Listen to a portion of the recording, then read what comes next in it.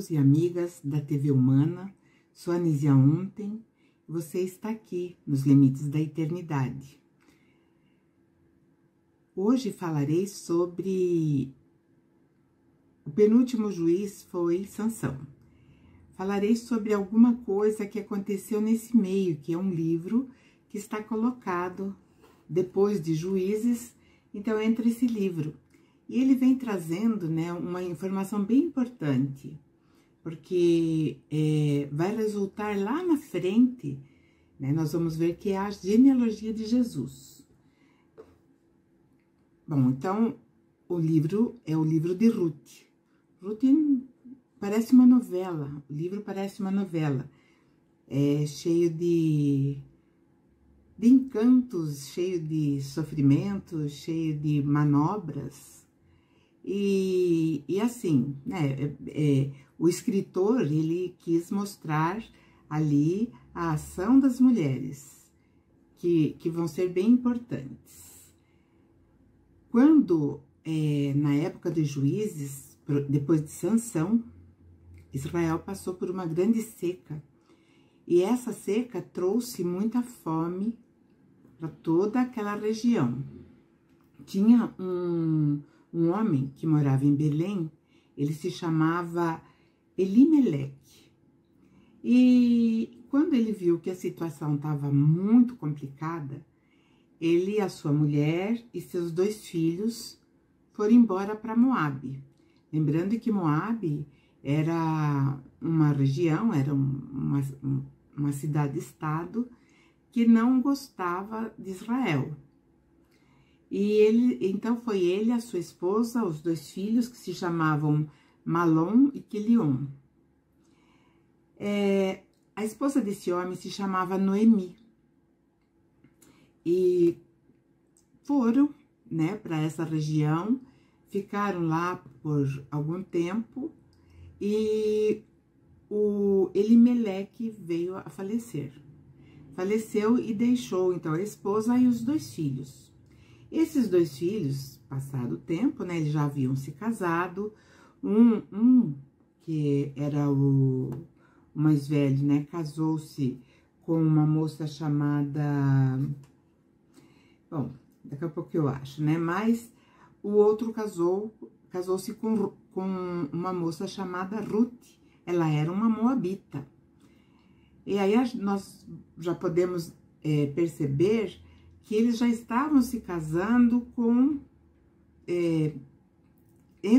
né, os povos já não tinha mais aquela obrigação de casar com gente da sua parentela. Então, eles casaram com uma moabita, né? A primeira, como eu falei, se chamava Orfa. E aí estavam, a família estava ali, estava bem, os 2 filhos cuidando da mãe, com as suas esposas. Só que, por algum motivo, talvez por alguma doença contagiosa, eles faleceram. Faleceram e assim ficaram somente as 3 mulheres. A Noemi, a Orfa e a Ruth. A Noemi, ela liberou as noras para que voltassem para a casa dos seus pais, para que reconstruíssem a vida, para que se casassem, para que tivessem filhos. Elas rejeitaram porque elas tinham apreço pela sogra, então elas rejeitaram. E ela ficou, né, insistindo nisso, que era para elas voltarem, que ela voltaria para Belém, porque ali já não tinha mais nada que a segurasse ali. E então Orfa beijou, abraçou a sogra e partiu para a casa dos seus pais. Porém, a Ruth, de jeito nenhum. A Ruth, ela não foi dissuadida por nenhum argumento da sogra em deixar, né, a sogra partir sozinha. E ela diz, então, aonde a senhora for, eu irei. Aonde a senhora for morar, eu também morarei. Aquele que for o seu povo será o meu povo. E aonde a senhora morrer, eu morrerei. Depois dessa declaração, a Ruth acompanhou Noemi de volta a Belém. Elas chegaram em Belém, elas estavam numa situação muito comprometedora, porque a viúva já não tinha renda, a Ruth também não tinha. E quando elas chegaram, ela foi reconhecida, todo mundo foi lá e chamou: Noemi, você voltou. Aí ela fala: não me chame mais de Noemi, porque a tradução de Noemi é a feliz. Ela falou: e agora não existe mais essa mulher, a feliz. Então agora eu sou Mara, ou seja, a amargurada. Bom, quando chegaram ali, naquela região, que era antigamente dela mesmo, porque, pelo que está escrito, a Noemi tinha uma grande propriedade que pertencia, evidentemente, ao marido. E lá, em Belém, morava um homem rico, né, chamado Boaz, e que ele era produtor de cevada. E a Noemi falou, né, para Ruth, que ela já era velha, ela não podia ter um trabalho, enfim, né, não podia mais gerar filho, porque era um costume quando morria o marido e não deixava filhos, o próximo filho geraria o filho para o marido morto. Uma coisa estranha, né? Mas acontecia e bastante. Então, Ruth falou que ela iria, era tempo de cega, né, de colheita da cevada. Então, ela iria pelo caminho e pegaria as espigas de cevada que estivessem no chão, recolheria, e ela não ganharia tanto quanto os jornaleiros, né, que eram aqueles que faziam a colheita, mas ela teria, sim, uma pequena renda, provavelmente para o alimento das duas. E assim ela foi recolhendo as espigas de cevada na propriedade de Boaz, e ele viu aquela moça ali, e perguntou: quem é essa moça? Daí falaram: ela é uma moça que chegou aqui com a sogra, todas viúvas, as duas, e então ela está trabalhando e recolhendo aquilo que cai dos nossos cestos. Aí Boaz ficou sabendo, né, que Noemi era uma parente dele, embora, né, fosse assim por parte do marido, não por parte dela. E ele só falou: então, tudo bem, permitam que ela continue pegando as sobras do chão, mas deixem que caia mais. Ele já estava um pouquinho encantado, talvez, com a beleza da Ruth. E Ruth, quando ele falou isso, ela agradeceu, né, encostando o rosto ao chão, como era comum quando tinha alguém de uma hierarquia maior. E Boaz, na hora do almoço, chamou a Ruth para comer pão molhado no vinho com ele. E ela foi, né? E ele deu a ela cevada torrada. E ela levou para casa para que a sua sogra também comesse. Um dia, Noemi disse que a Ruth precisava arrumar o marido, refazer sua vida, ter seu próprio lar, né, ser mãe.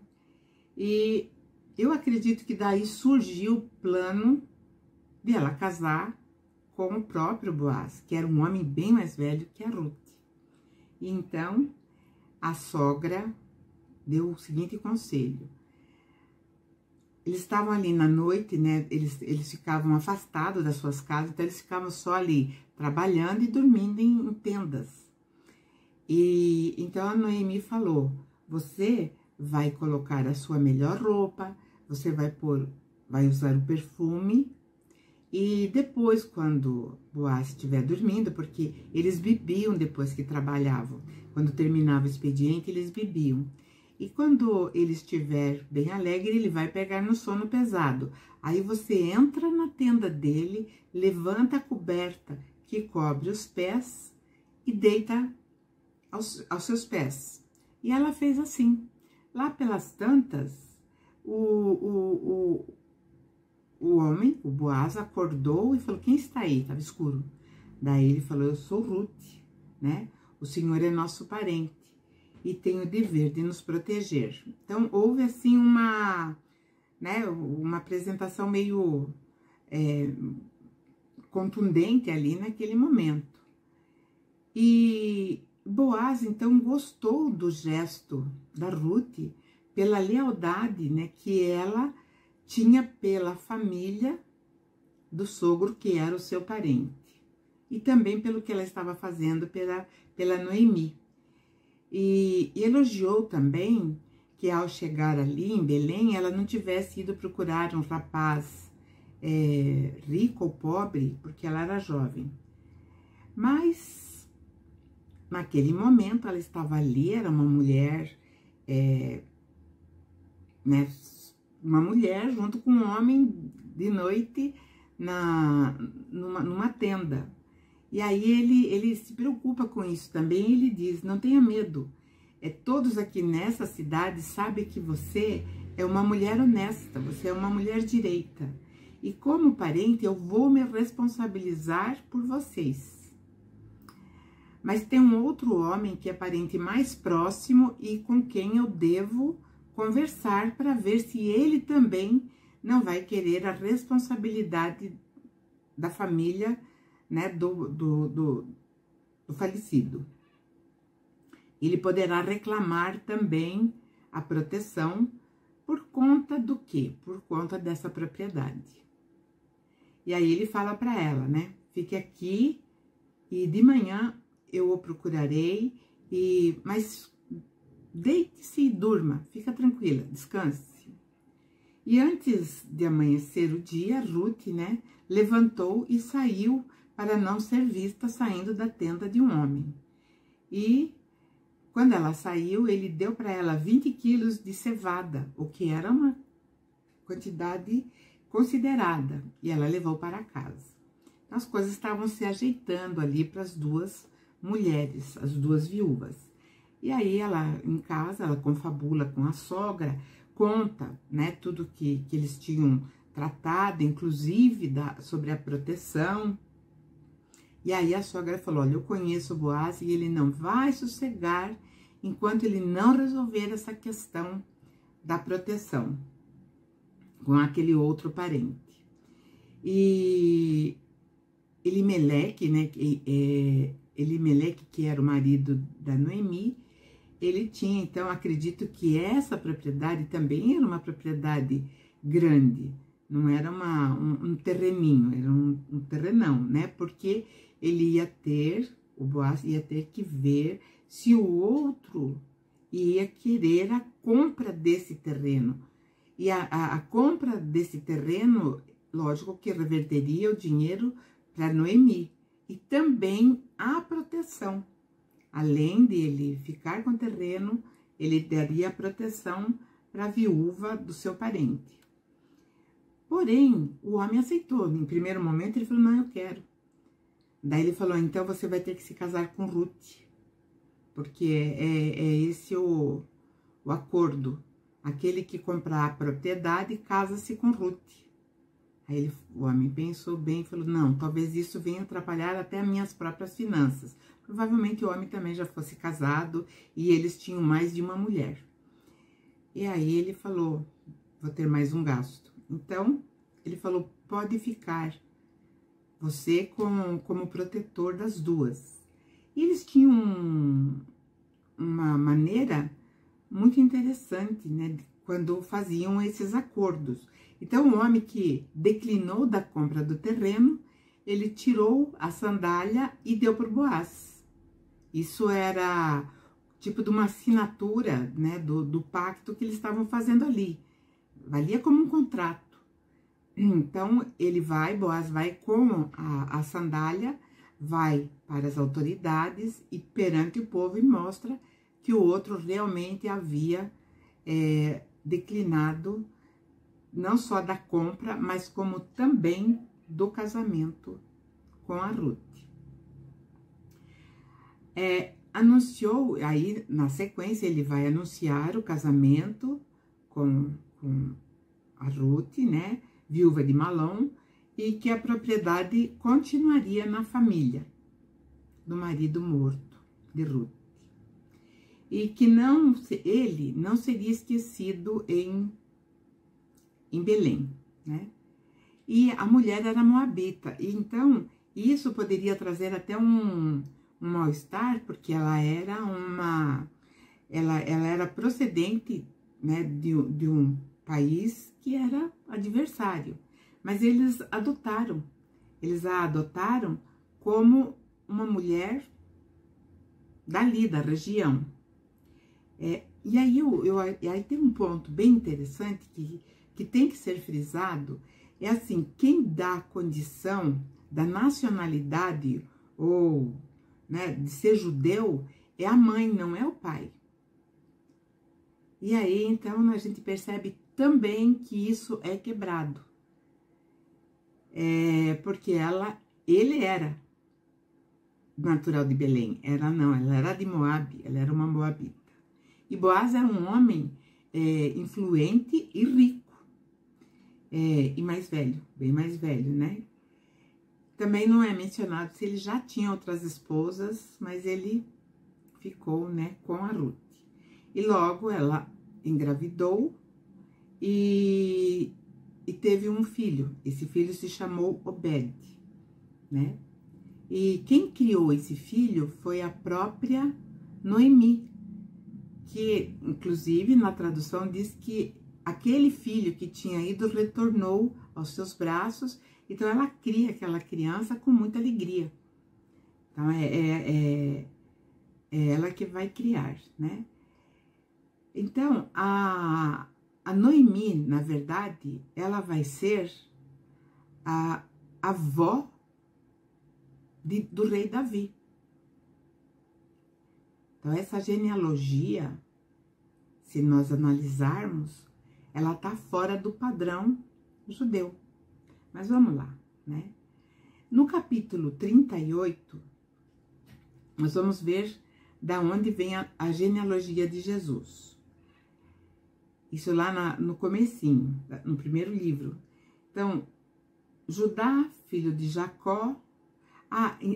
Enquanto isso, né, que eu vou colocar também, que eu achei muito interessante essa história, que eu voltei lá em Gênesis, é porque um dos filhos de Jacó, deixa eu ver, se não me falha a memória, o primeiro foi Ruben, Levi, Simão, Judá. O quarto filho de Jacó, é aquele que vai trazer as 12 tribos de Israel, ele saiu ali da sua parentela e ele foi morar numa cidade que se chama Adulão. Essa cidade existe até hoje, é ruínas, é ponto turístico lá em Jerusalém. E ele vai para essa cidade de Adulão e fica na casa de um amigo que se chama Ira. E esse Ira, né, tinha uma filha e ele casou se casaram, né, com a filha do amigo. Ele casou com a filha do amigo que se chamava Suá. E eles tiveram 3 filhos. O mais velho era o segundo Onã e o terceiro era Selá. Família normal. Pai, mãe, 3 filhos. Judá, ele casou porque eram os pais que faziam o casamento. Normalmente era o próprio pai, né, que fazia o casamento. Então o pai casou o filho mais velho, se chamava com uma mulher chamada Tamar. Mas ele era muito aventureiro e morreu. Então lá na tradução tá que Deus não gostou dele, ele fez coisa errada e Deus matou ele. Mas não é, ele era aventureiro e morreu, né? E aí, segundo aquela cultura e tradição, ele e Tamar não tiveram filhos. Então, o próximo filho seria o próximo marido da viúva, Tamar. E aí foi que o Onã, então Onã foi dado como marido para Tamar. Só que o Onã sabia que ele teria que gerar filhos para o irmão. E ele não achava justo ele gerar um filho e esse filho não ser dele. E era muito importante a coisa da paternidade entre eles. Então ele evitou, né? Está escrito lá na Bíblia, coito interrompido, ele evitava para não dar filhos, porque ele queria ficar com a Tamar, mas não queria ter filhos que não seriam deles. E segundo a Bíblia, né, isso também desagradou o Senhor e ele morreu. Provavelmente também ficou doente e precocemente veio a falecer. E Judá então mandou Tamar, sua nora, para a casa dos seus pais e falou: fique lá até o filho caçula, Selá, estar em idade de casamento, e ele será o teu marido. A vida prosseguiu, só que no meio, não sei se ele foi relapso ou se ele achou que, sabe, era uma página virada. E o tempo passou e nada. Um dia, né, Judá foi fazer a tosa dos seus rebanhos de ovelhas numa cidade, né, chamada Timnate, desculpe. Essa cidade era já própria para essa função, né, de desenvolver aí os rebanhos, tanto de cabrito como de ovelhas. E ela ficou sabendo, antes disso, é bom frisar que a esposa de Judá havia falecido. Depois, então, passou algum tempo, ele foi à cidade, né, e fazer esse trabalho de tosa. Quando a Tamar ficou sabendo, ela foi para a estrada onde ele ia passar, cobriu o rosto com véu, se vestiu de forma, né, que as prostitutas da época se vestiam. E ela foi bem para onde ele passaria. E quando ele passou, ele falou: opa, né? Só que ela não mostrou o rosto. E aí ele convida ela para ir para a cama com ele. E aí ela pergunta: quanto você me pagaria? Aí ele falou: um cabrito do meu rebanho. Ela falou: ok, tudo bem, mas eu preciso que você me deixe como garantia alguma coisa tua, para que eu possa reclamar o preço. Aí ele perguntou: o que você quer que eu deixe? Aí ela falou: me deixa o seu sinete e o teu cajado. Eu acredito que ele estava assim, viúvo, né? Queria namorar. Desesperadamente ele entrega o sinete e o cajado. Só que o sinete, naquela época, equivaleria ao que hoje, né, nós chamamos de RG, mas agora nem RG não é mais, né? É CNH. Então era um documento que ele ia fazer tudo, todas as transações comerciais e tudo mais, era o sinete que era a garantia, né? Os reis usavam o sinete como anel, e ele tinha lá o sinete dele e o cajado. O cajado representava uma coisa assim, era um status, né? Quem tinha um cajado é porque tinha criação de ovelhas, então era uma pessoa bem sucedida. E o negócio foi fechado, e assim foi. Aí eles tiveram lá, né, a noite deles, e ela ficou com as coisas que ele havia dado para ela. Só que ela voltou para casa, né, colocou novamente a vestimenta de viúva, porque ela se comportava todo esse tempo como uma viúva, porque ela esperava a chegada do selado, que era o cunhado caçula. E Judá, ele voltou, né? Ele mandou o cabrito pelo seu amigo Ira, e ele não encontrou. Ele procurou a prostituta da estrada, ele não achou. Aí ele começou a perguntar para os homens da região. Vocês conhecem a prostituta que fica ali naquela estrada? Aí os homens falaram, né? Aqui não existem prostitutas. E aí ele falou assim, mas... E agora? Ele volta e fala para ajudar. Ó, ajuda, a mulher sumiu, desapareceu, ninguém viu, ninguém sabe. E outra coisa, aqui não tem prostituta. Aí ele... Acho que ele falou, pensou, né? Perdi. Mas ele falou, bom, ela vai ficar com os meus pertences. Como é que eu vou fazer? Só que algum tempo depois, ele ficou sabendo, né? Através do boca a boca, que a sua nora estava grávida. E ele ficou extremamente revoltado, porque afinal de contas ela não tinha agido como uma viúva dos seus filhos. Ela tinha sido leviana. Então ele mesmo falou, ela vai ser queimada. Ou seja, a morte dela seria, no mínimo, numa fogueira, né? E ela já estava grávida. E os homens foram buscá-la em sua casa para que ela fosse executada. Aí ela diz assim, ó, vejam, o homem de quem eu engravidei é dono desses pertences. E ela mostra o sinete e o cajado. E aí, então, eles viram que era o próprio Judá. E quando levaram a notícia para Judá, ele reconheceu, né? Ele reconheceu que ele tinha faltado com aquilo que era uma tradição e que ele tinha empenhado a sua própria palavra e ele tinha falhado, né? Com ela e não deu o filho caçula. Provavelmente também ela era bem mais velha que o caçula, né? Bom, ele reconheceu que realmente ela tinha sido mais sábia do que ele. Afinal de contas, o nome do filho dele, do mais velho, do Er, assim como do Onã, não seria esquecido, ou seja, eles teriam uma genealogia. Quando ela deu à luz a gêmeos. E o primeiro bebê que estava nascendo colocou primeiro a mãozinha para fora. E aí a parteira amarrou uma fitinha vermelha. E disse, porque esse saiu primeiro.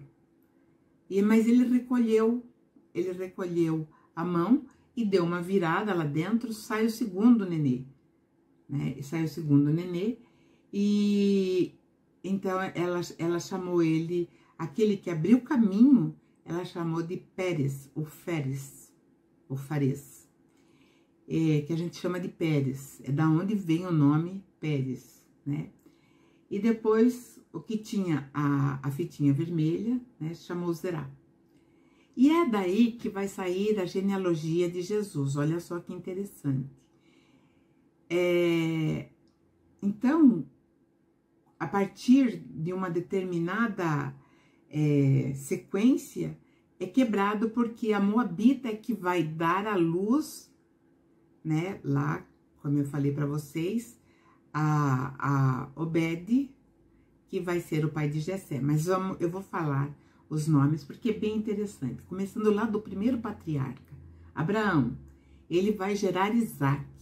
Isaac vai gerar Jacó, que vai ser o pai de Judá. Esse que eu estou falando. Judá vai gerar Pérez com Tamar. E Pérez vai gerar Esrom, que vai ser o pai de Arão. Aquele Arão, né? Arão foi pai de Aminadab, que gerou Nasson, que foi pai de Salmão.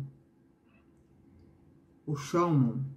Shomon foi pai de Boaz, aqui esse nosso personagem que nós vemos que casou com Ruth, que gerou Obed, que foi a criança que a Noemi carregou, né, como consolo pela partida dos seus filhos.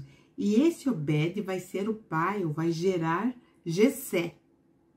Jessé vai ser o pai de Davi, segundo rei de Israel. Que Jessé, né, Davi, ele vai gerar Salomão com Bet-Sabá, que é outra história que nós vamos ver lá na frente também. Salomão, ele foi pai de Abias, que gerou Asa.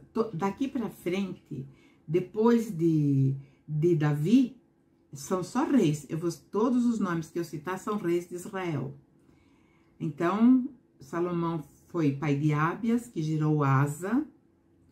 Asa foi pai de Josafá, que foi um rei muito importante no sul de Israel, que gerou Jorão, que não foi muito bom, que gerou Uzias, que gerou Jotão. Jotão foi pai de Acás, que gerou o rei Ezequias, que também vai ser um rei bem importante para Israel. Ezequias foi pai de Manassés, que não vai ser tão importante assim, e vai fazer algumas coisas erradas. E Manassés vai gerar Amon, que foi pai de Josias, outro rei. Josias foi pai de Jeconias, que também foi rei, no tempo em que os israelitas foram prisioneiros na Babilônia. E aí Jeconias vai gerar Salatiel. Aí já acaba a condição monárquica, mas eles são da descendência de Davi, então eles têm uma descendência nobre. Jeconias gerou Salatiel, que foi pai de Zorobabel, que gerou Abiúde, que foi pai de Eliaquim, que foi pai de Azor. Azor foi pai de Sadoc, que gerou Aquim, que gerou Eliúde. Eliúde foi pai de Eleazar, que gerou Matã, que gerou Jacó. Jacó foi pai de José, marido de Maria. José, então, no caso, foi o pai biológico de Jesus. Então, nós vemos como tudo foi interligado, mas houve essa quebra ali, né, com a Ruth, que vai trazer justamente a descendência de Davi.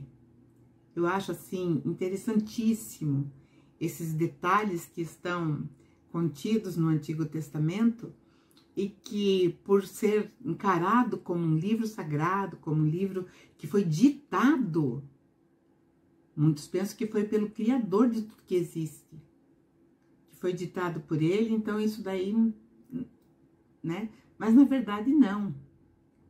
Tem muitas coisas, né, muito interessantes e nós vamos ver muito mais, porque no próximo episódio eu vou falar do último juiz em Israel. Mas vocês pensam que a história está terminando? Não. Ela só está começando, porque Israel ela vai viver vários ciclos, vários ciclos.